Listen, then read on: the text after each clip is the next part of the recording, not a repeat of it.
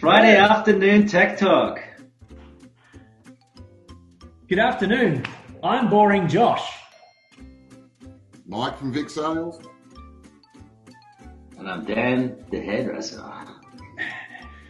And this afternoon, we're going to be covering some of the hot topics that we've brought in from the market, questions that you've answered, and we're going to do the best that we can to try and answer some. The whole idea is that if we can answer some of the questions that we keep getting asked, the possibility you've got the same question in your own mind and haven't asked it yet. Hopefully we can answer it and remove the roadblock and help you move forward in what you're doing every day. So guys, what have been the hot topics this week? Let's try and cover just maybe two of them. Mike, what have you had this week?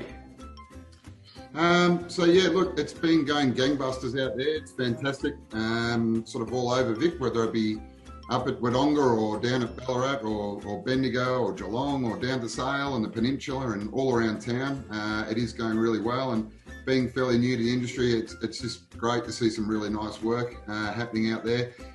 One question I do get from time to time, and something I certainly have, tempo pads, which way? Well, I guess it comes down like they have a color for a reason, don't they?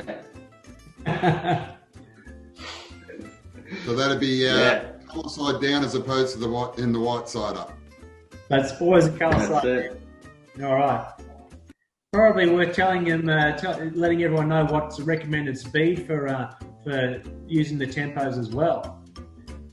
When using the tempos, we want to generate some heat and some friction, but not too much.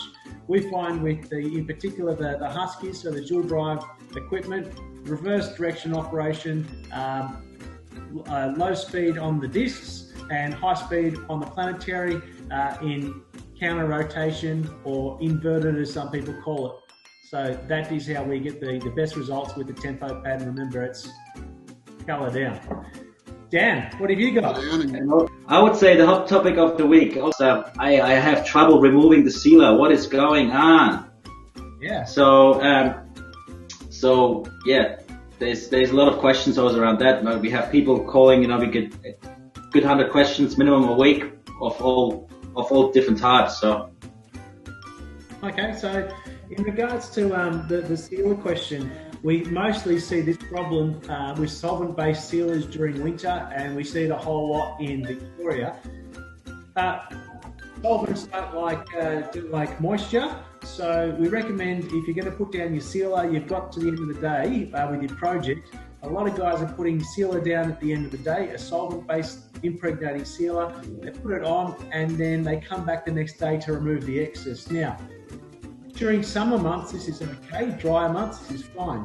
But during the winter months, where there's a lot more moisture in the air, what we see happening is sealer goes down at night, and from there on out, the temperature continues to get lower and lower and lower throughout the course of the evening and then the morning. And what we have is somebody calling me, and what we see is the dew point sets in overnight, and it basically makes contact with the solvents, and it makes it very, very difficult to remove that product the next day, because it's essentially turned to like a waxy oil product. Okay, so it's called carbamation. In order to avoid that, either put the sealer down, wait 30 or 40 minutes for it to fog off, and then rip off the bulk with your burnishing pads.